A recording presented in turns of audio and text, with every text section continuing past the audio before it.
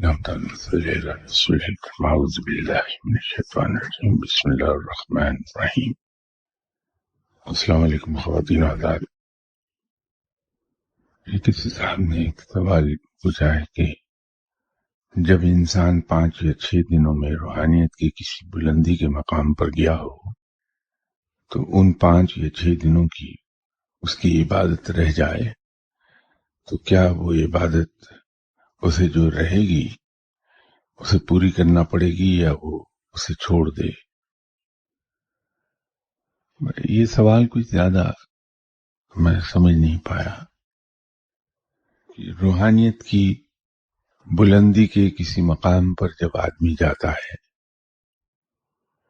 تو 5-6 دن کا سفر تو میرے خیال میں تو ہوا نہیں کرتا، چونکہ میں کوئی روحانی آدمی تو ہوں نہیں، نہ کوئی نیک انسان ہوں جس کو یہ پتا ہو کہ روحانیت کی بلندی کے سفر کتنے کتنے دن کے ہوتے ہیں۔ لیکن میرا خیال ہے کہ جو روحانیت کی سیر ہے وہ پلک جھپکنے میں ہوتی ہے، اس میں جیسے سائنس نے بھی بعد میں پروو کر دیا۔ ایک زمانہ تھا کہ ہم یہ سمجھتے تھے کہ جو لائٹ ہے وہ سب سے زیادہ تیز رفتاری سے سفر کرتی ہے، لیکن آج سے کوئی 10 سال پہلے جو تجربات ہوئے تو معلوم ہوا کہ لائٹ سے کوئی 1,00,000 گنا زیادہ تیز سفر کرنے والی بھی چیزیں موجود ہیں۔ روحانیت میں میرا یہ ذاتی خیال ہے کہ وہ لوگ جو صاحبان کشف ہیں، جب وہ کشف کے ذریعے روحانی سیر کرتے ہیں تو شاید نینو سیکنڈز کا وقت ہوتا ہے جب وہ عالم الاسباب سے عالم الارواح اور عالم بالا آسمانوں کی سیر کرتے ہیں، یا سمندر کی تہہ میں پہنچتے ہیں، یا زمین کے کسی بھی طبقے 7 طبقات ہیں ان میں سے کسی بھی طبقے کی سیر میں انہیں نینو سیکنڈ کا وقت لگتا ہے، سیکنڈز بھی نہیں ہوتے۔ اب یہ ہے کہ روحانیت کی بلندی سے کیا مراد ہے آپ کی؟ اگر اس سوال کو ذرا سا آپ اس اینگل سے لکھ دیں کہ وہ مجھ جیسے انسان نے پڑھنا ہے، اس میں وضاحت کر دیں تو میں شاید اس کا جواب بہتر طریقے پہ آپ کو دے پاؤں۔ اگر عبادت سے مراد فرض عبادات ہیں تو اس کی قضا ادا کرنا ہوگی، اس کی معافی نہیں ملتی ہے، اور اگر نفلی عبادات ہیں تو اس کی قضا کی ضرورت نہیں ہے۔ اگر عبادت سے مراد اوراد ہیں، ذکر اذکار ہے، وظائف ہیں، تسبیحات ہیں، تو اگر اس میں یہ بریک آ جائے گی تو وہ قابل معافی ہے، وہ بریک کاؤنٹ نہیں ہوتی اگر انسان کے اپنے اختیار سے باہر ہو جائے معاملہ، اور اگر جان بوجھ کے چھوڑا تو پھر وہ 0 سے دوبارہ تعداد شروع کرنے پڑ جائے گی۔ تو اس کو تھوڑا سا واضح کر دیجئے تو میں نیکسٹ سنڈے اس کا بہتر جواب دے پاؤں گا آپ کو۔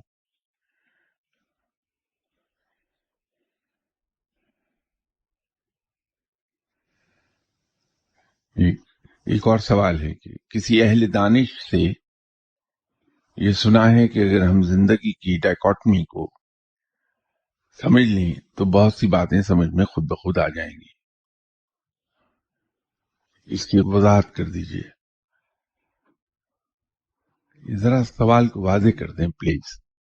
ڈائیکاٹمی تو میں سمجھا دوں گا، لیکن جب تک کہ ہم مغرب کی دانش کو اسلام کی دانش کے تقابل میں نہ دیکھیں تو انسان کنفیوژن ہی کا شکار رہ جاتا ہے۔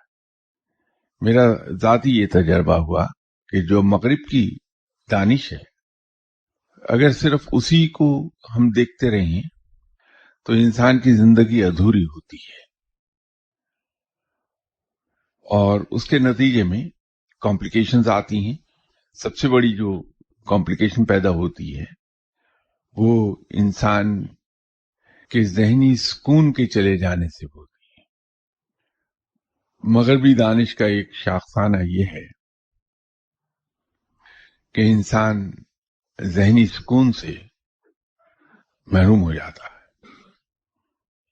جو مغربی طرز زندگی ہے اس کو اپنانے سے شاید وقتی طور پر تو انسان کو سہولت محسوس ہوتی ہو، لیکن پھر فرسٹریشن آتی ہے انسان میں۔ اسی طرح جو ویسٹرن فلسفی ہے، اگر اس کو ہم ایز اٹ از اپنا لیں تو اب تک کا تجربہ ہے، اور آپ لوگ جو مغرب کا سفر کرتے رہتے ہیں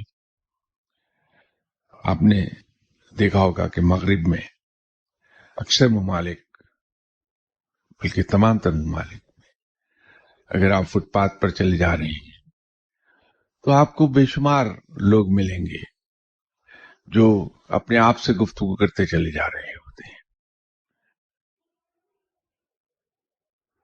انسان ان لوگوں کو دیکھتا ہے کہ جو ان کے پیٹس ہیں، بلی ہے یا کتا ہے، ان سے وہ اس طرح سے پیار کرتے ہیں جیسے ہم اپنے بچوں سے پیار کرتے ہیں۔ ان سے اکیلے بیٹھے ہوئے گفتگو کر رہے ہوتے ہیں، کتے کا منہ چوم رہے ہوتے ہیں، پھر اگر وہ بیمار ہو جائے تو ان کے مالکوں کو آپ آنسوؤں سے روتے ہوئے دیکھیں گے۔ یہ نہیں کہ بڑے رحم دل لوگ ہیں، یہ اس لیے ہوتا ہے، ایسی بات نہیں ہے، بلکہ اس لیے ہوتا ہے کہ وہ احساس تنہائی اتنا زیادہ ہے، جس طرح کی زندگی انہوں نے گزاری ہوتی ہے اس کے نتیجے میں جو تنہائی انہیں مل جاتی ہے تو وہ احساس تنہائی مجبور کرتا ہے انہیں کہ وہ اپنے پیٹس کے ساتھ اس طرح والہانہ پیار کریں۔ میں مغرب کی زندگی کو برا نہیں کہتا، وہ ان کا فلسفہ ہے، ان کی سوچ ہے، یقیناً ان کے اینگل سے درست ہوگی، لیکن جس ماحول میں ہم پلتے ہیں، جس ماحول میں ہم رہتے ہیں، جو ہمارے کلچرل بانڈ ہیں ایک دوسرے کے ساتھ، جس طرح سے ویل نیٹ سوسائٹی ہے، وہ طرز حیات ہمیں راس نہیں آتا۔ تو اسلام کا جو کنسپٹ ہے، زندگی کا جو فلسفہ ہے، اگر ہم اسے ذرا گہرائی سے دیکھیں گے تو ایک بڑی چیز کلیئر ہو کر سامنے آ جائے گی ہمارے، کہ اسلام اجتماعی زندگی کا درس دیتا ہے۔ وہاں انسان تنہا نہیں، صرف اپنے لیے نہیں جیتا، بلکہ وہ نہ صرف اپنی فیملی کے لیے جیتا ہے، اپنے پڑوسیوں کے لیے جیتا ہے، بلکہ پوری مسلمان امہ کے لیے جیتا ہے۔ وہ انسان کی جان پر اسلام کا حق ہے کہ اس کے لیے وہ اپنی جان قربان کر دیتا ہے۔ مسلمان اپنے کام چھوڑ کر دوسروں کے کام کر دیتا ہے، اپنے کام کی قربانی دے دیتا ہے، اپنی ضروریات کی قربانی کر دیتا ہے دوسری کی ضروریات کی وجہ سے۔ بہت محنت سے کمائے ہوئے مال کو وہ دوسروں پر خرچ کر دیتا ہے۔ یہ جو تلقین ہے اسلام میں، اگر اس کو دیکھیں تو در حقیقت یہ انسان کو درس دیتا ہے ہمارا دین، کہ ہم انفرادی زندگی نہ جیئیں بلکہ اجتماعی زندگی جیئیں۔ جو دوسروں کو سپورٹ کرنے کی تلقین ہے اسلام میں، وہ یہی اسی لیے ہے کہ وہ انفرادی زندگی جینے کا سبق نہیں دیتا، اسلام اجتماعی زندگی جینے کا سبق دیتا ہے۔ مغرب جو ہمیں سبق دیتا ہے وہ یہ ہے کہ جو کچھ میں نے محنت سے کمایا وہ میرا ہے، میری کمائی پر صرف میرا حق ہے۔ اسلام یہ درس دیتا ہے کہ خود فاقے کر کے دوسروں کو کھانا کھلا دو، خود پیوند لگے کپڑے پہن کر دوسروں کو نئے کپڑے پہنا دو۔ مغرب یہ سبق دیتا ہے کہ انسان 16 ایئرز آف ایج کے بعد انڈیپینڈنٹ ہے، اسے ضرورت نہیں کہ وہ ماں باپ کے ساتھ رہے، ماں باپ کی ذمہ داری اس پر نہیں ہے، بہن بھائیوں کی ذمہ داری اس پر نہیں ہے، کسی اور کا اس پر کوئی حق نہیں ہے۔ اسلام ماں باپ کے حقوق کو بھی واضح کرتا ہے اولاد پر، ماں باپ پر اولاد کے حقوق کو واضح کرتا ہے۔ انسان پر بہن بھائیوں اور دوسرے رشتہ داروں کو حقوق کو فرض کر دیتا ہے دین. تو یہ جو کنسیپٹس میں فرق ہے یہی ہمیں جدا کرتا ہے مغرب سے.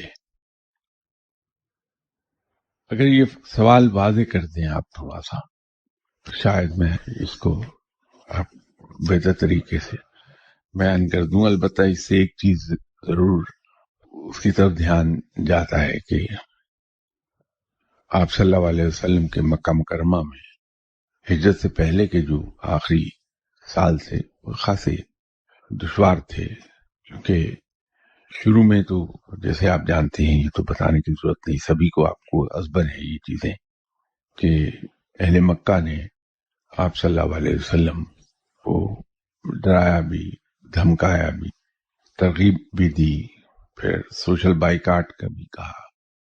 لیکن جب آپ صلی اللہ علیہ وسلم اپنی جگہ استقامت سے قائم رہے اور اللہ کا پیغام پھیلانے میں مصروف رہے، تو پھر جو ہجرت سے پہلے کے آخری 2 سال 3 سال تھے اس میں اہل مکہ کی مخالفت شدت آ گئی تھی بہت زیادہ، اور منصوبے بنانے لگے تھے مختلف قسم کے. آپ کو بھی یاد ہے کہ انہوں نے آپ صلی اللہ علیہ وسلم کو معاذ اللہ دنیا سے اٹھانے کی بھی پلاننگ کی.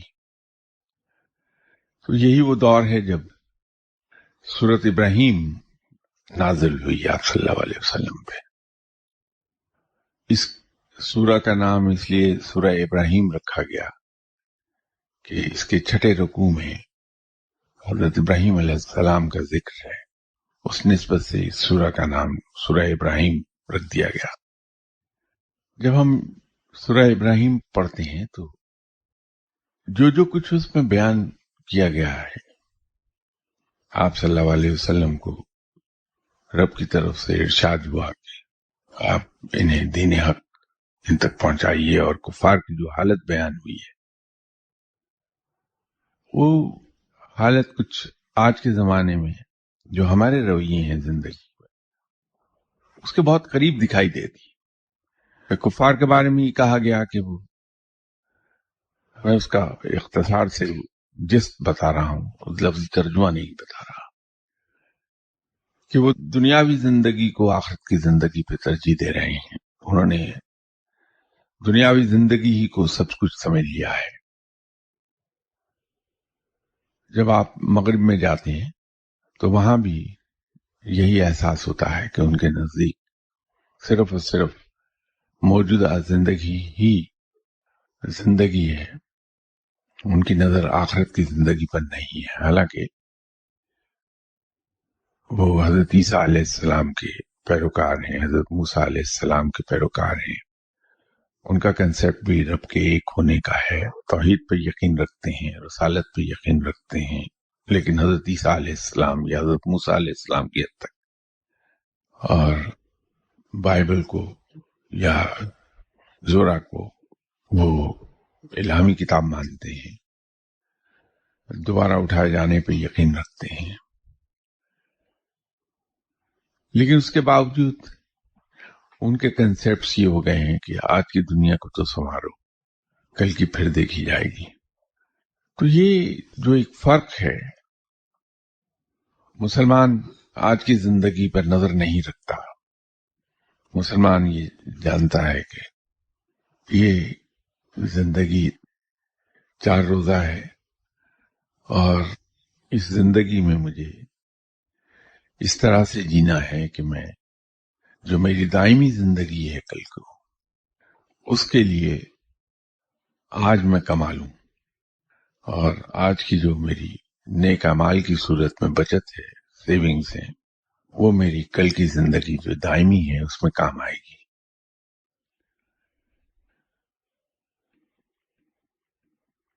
آج اگر یہ بقایا وقت میں سوال جواب کے لیے مختص کر دوں تاکہ آپ کے ذہن میں کچھ اگر سوال ہیں تو اس کے جوابات میں دے پاؤں آپ کو، تو انشاءاللہ تعالی نیکسٹ سنڈے سے پھر قرآن پاک کی مختلف صورتوں پہ بات کریں گے.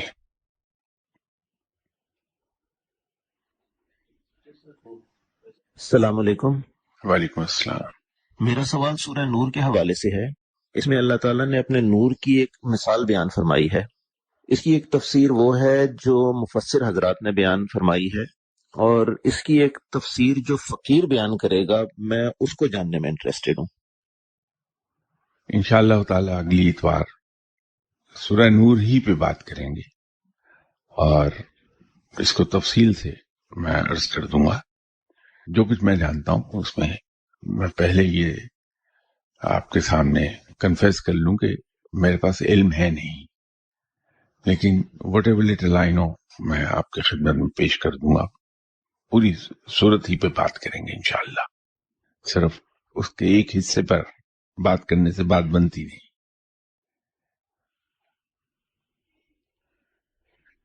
وعلیکم السلام۔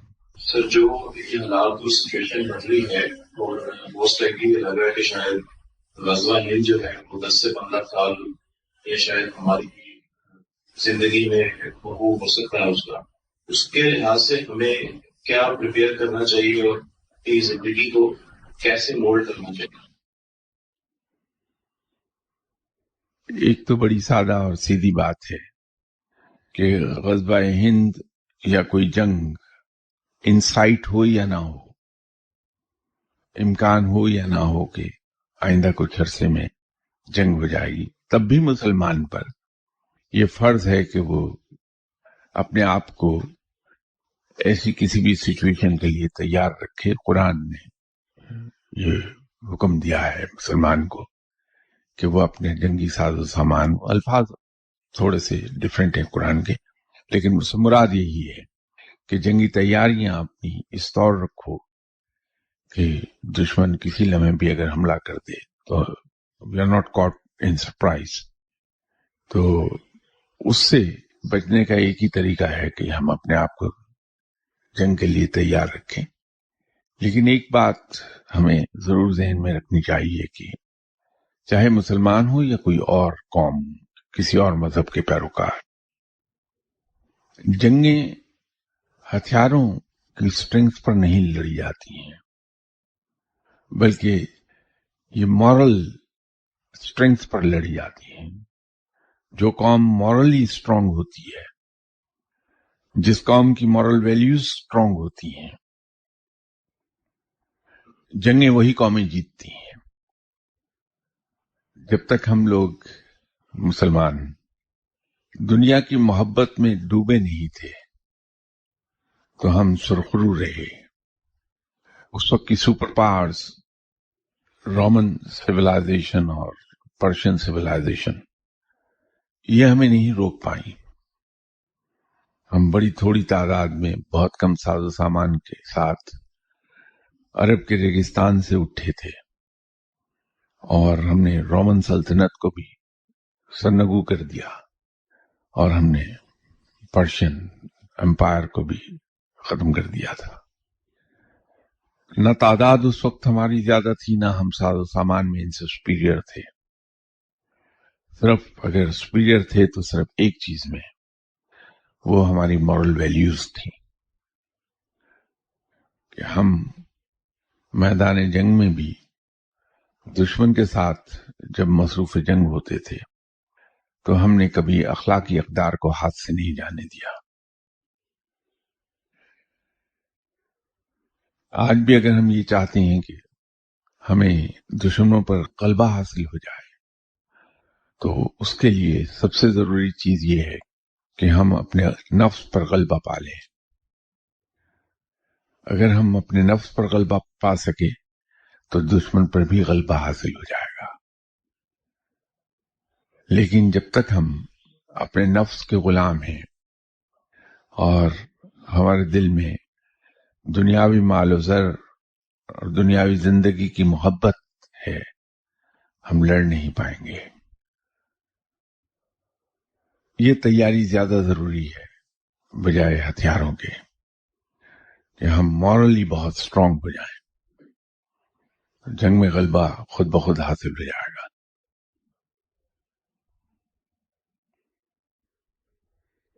آج کل ہماری قوم کنفیوژن کا شکار ہے۔ کچھ لوگ کہتے ہیں کہ یہ جو جنگ ہم لڑ رہے ہیں یہ امریکہ کی جنگ ہے، کوئی کہتا ہے کہ یہ ہماری جنگ ہے، پھر ایک وہ شہید کا کنفیوژن شروع ہوتا ہے، کوئی کہتا ہے کہ وہ مر گئے ہیں، کوئی کہتا ہے کہ وہ شہید ہو گئے ہیں، تو قوم جو ہے عجیب سی کنفیوژن میں ہے، یعنی دو حصوں میں تقسیم ہے. تو اس کنفیوژن کا کیا علاج ہے سر؟ یہ جنگ کیسے شروع ہوئی، کس نے شروع کی، کس کی غلطی تھی، وہ ماضی کا قصہ بن گیا. اس وقت دیکھنے کی صورتحال یہ ہے کہ ہمارے ہی کسی آدمی کی غلطی کی وجہ سے جنگ شروع ہوئی، تو بھی آج جو لوگ جان بحق ہو رہے ہیں، اپنی جان سے جا رہے ہیں، اگر وہ ہمارا حصہ ہیں، اسی ملک کا حصہ ہیں، ہمارے ہی مسلمان بھائی ہیں، ہمارے ہی پڑوسی ہیں، تو پھر یہ فیصلہ بعد میں ہوتا رہے گا کہ یہ جنگ شروع ہونی چاہیے تھی یا نہیں شروع ہونی چاہیے تھی، یا کسی نے غلطی کی شروع کر کے، یا صحیح فیصلہ تھا. یہ بات کی بات ہے، لیکن اپنے ملک کی حفاظت اور اپنے ساتھیوں کی حفاظت ہم پر فرض ہے، اور یہ فرض پہلے ادا کیا جانا چاہیے کہ اپنے ملک کو سیو کیا جائے، اپنے ہم وطنوں کو سیو کیا جائے. یہ میرے نزدیک بالکل ایسا ہے کہ اگر کوئی ہماری فیملی کا کوئی ممبر باہر کچھ لوگوں کے ساتھ جھگڑا کر رہا ہے اور وہ لوگ ہمارے گھر پر حملہ کر دیں، تو ہم اپنے گھر کے اندر بیٹھ کے اس کا فیصلہ نہیں کریں گے کہ یہ اس آدمی نے غلطی کی، یہ لڑائی شروع کر دی اور اس کو سزا دی جائے، اس کو برا بھلا کہا جائے، بلکہ رویہ ہمارا یہ ہوگا کہ پہلے جنہوں نے ہمارے گھر پہ حملہ کیا ہے ان سے نمٹا جائے، اور پھر بعد میں بیٹھ کے ہم یہ فیصلہ کرتے رہیں گے کہ اس سارے جھگڑے کی بنیاد کس نے ڈالی، اس کا نقصان کس کے ذمہ جائے گا. تو اس وقت تو صورتحال یہ ہے کہ ہمارے ملک پر حملہ ہو رہا ہے، ہمارے ہم وطنوں پر حملہ ہو رہا ہے، ان کی جانیں لی جا رہی ہیں، تو پہلے انہیں سیو کیا جائے، باقی فیصلے بعد میں ہم کرتے رہیں گے.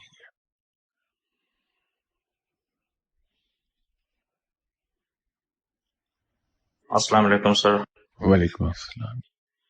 آج کل ہمارا جو کارپوریٹ کلچر ہے جس میں ہم کسی آرگنائزیشن میں ایگزیکٹو لیول پہ کام کر رہے ہوتے ہیں، تو وہاں پہ ہمیں 10-12 گھنٹے کام کرنا پڑتا ہے، and it is requirement of the job. تو وہ پورے کرتے ہوئے ہمارے جو باقی حقوق اللہ ہیں اور حقوق العباد ہیں اس میں ہم بہت نچلے لیول پہ چلے جاتے ہیں. اس کو کیسے ایز اے ہول لے کے چلا جائے؟ اور پاکستان جیسے سیکٹر میں ہم بہت ایسے کم سینٹر دیکھتے ہیں کہ جس میں یہ سارے اینڈز کو لے کے چلے. مسلمان کے لیے رزق حلال کمانا عبادت ہے. تو وہ لوگ جو 12 گھنٹے 14 گھنٹے محنت کر رہے ہوتے ہیں دفتر میں، وہ بھی عبادت میں مصروف ہیں، اس لیے کہ وہ رزق حلال کما رہے ہیں اپنے لیے، اپنی فیملی کے لیے. لیکن اس دوران جو نماز کا وقت آ جاتا ہے اس میں نماز ادا کی جانی چاہیے، اس کو ہم اگنور نہ کریں. حقوق العباد کی ادائیگی کے لیے ایسے لوگوں کے پاس وقت کم بچتا ہے. تو ہمارے یہاں الحمدللہ ابھی تک جوائنٹ فیملی سسٹم چل رہا ہے، تو اس سلسلے میں ہم اپنی ڈیوٹیز کو تقسیم کر سکتے ہیں دوسرے اہل خانہ کے ساتھ مل کر، اور حقوق العباد کی ادائیگی کی جا سکتی ہے. پھر ہمارے پاس لانگ ویکینڈز ہمارے یہاں ہونے لگا ہے، 2 دن کی چھٹی ہوتی ہے، تو ہم ہفتے بھر کی کسر اس میں نکال سکتے ہیں، بجائے یہ کہہ کے کہ میں چونکہ پورا ہفتہ محنت کرتا رہا ہوں تو مجھے آرام چاہیے. ہم وہ حقوق العباد جو ہمارے ذمہ ہیں اور پورا ہفتہ اپنی نوکری کے سلسلے میں اس کو ادا نہیں کر سکے، ان 2 دنوں میں ہم ان تمام ابلیگیشنز کو ڈسچارج کر سکتے ہیں. لیکن زیادہ اہم وہی ہے کہ اپنے لیے اور اپنے اہل خانہ کے لیے رزق حلال کمایا جائے.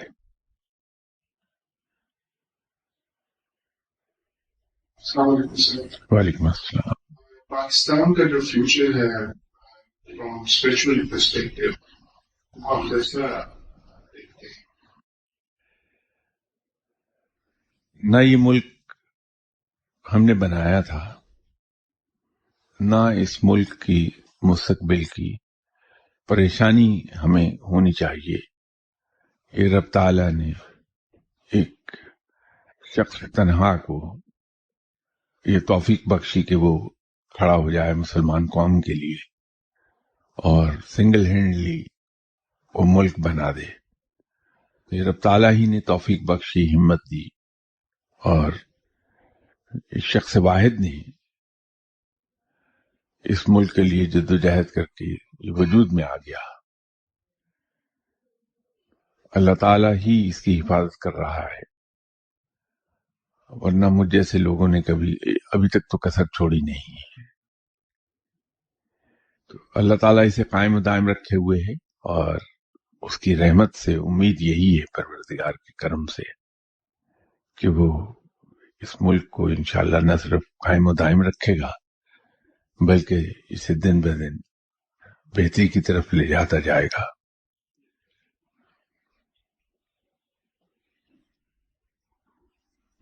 سر، قرآن حکیم میں جتنی صورتیں ہیں ان میں ان کے جو نام ہیں یا عنوان ہے وہ اسی کے اندر کوئی لفظ ہوتا ہے، اس سے وہ ڈرائیو ہوتا ہے، سوائے دو کے، ایک سورہ فاتحہ اور سورہ اخلاص، میرے علم کے مطابق۔ اس کی کوئی خاص وجہ ہے؟ نہیں، اس کی کوئی خاص وجہ نہیں ہے اصل میں، نہ یہ ترتیب رب کی طرف سے دی گئی ہے، جس ترتیب میں آج قرآن پاک کو ہم دیکھتے ہیں، اس لیے اس کا نام ترتیب کتابی کا نام ہے۔ ایسی ترتیب جو کتاب کی شکل میں آ گئی ہے، جو اس کی ترتیب نزولی ہے وہ بالکل مختلف ہے اس سے۔ تو اسی طرح جو صورتوں کے نام تجویز ہوئے وہ ہمیں میں سے لے کے اس میں سے ہم جیسے انسانوں نے وہ نام دے دیے تاکہ صورتیں پہچانی جا سکیں کہ کون سی صورت کیا ہے۔ اس کا ایک فائدہ یہ ہے کہ ہمیں کچھ اندازہ ہو جاتا اس نام سے کہ صورت کس چیز کے بارے میں ہے۔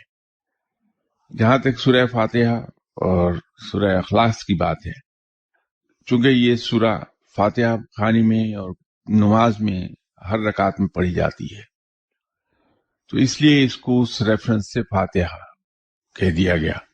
سورہ اخلاص در حقیقت اقرار ہے، اور اس میں اقرار بالتقرار ہے رب کی وحدانیت کا، اس کی بنیادی صفات کا۔ تو اس پہ یہ ہے کہ ان صفات کو انسان اگر اخلاص سے مانے اور اس پہ ایمان رکھے تو اس نسبت سے سورہ اخلاص اس کو کہہ دیا ہے، ورنہ یہ نام تو خود ہمارے ہی اسلاف نے دیے تھے۔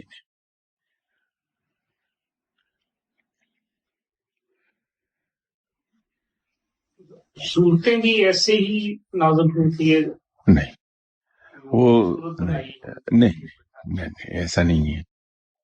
صورتوں کی جو نزولی ترتیب ہے وہ بالکل مختلف ہے اس سے جو ہمیں آج قرآن پاک جس صورت میں ہمارے سامنے آیا وہ نہیں ہے، بلکہ بعض صورتیں تو چونکہ آیات کی صورت میں آئیں تو آیات مختلف اوقات میں پھر وہ اکٹھی کر دی گئی۔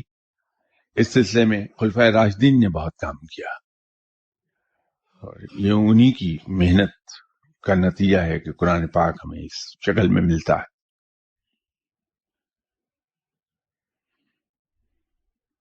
انشاءاللہ تعالیٰ بشرط زندگی اگلی بار آپ سے ملاقات ہوتی ہے اور سورہ نور پر انشاءاللہ ہم بات کریں گے۔ السلام علیکم۔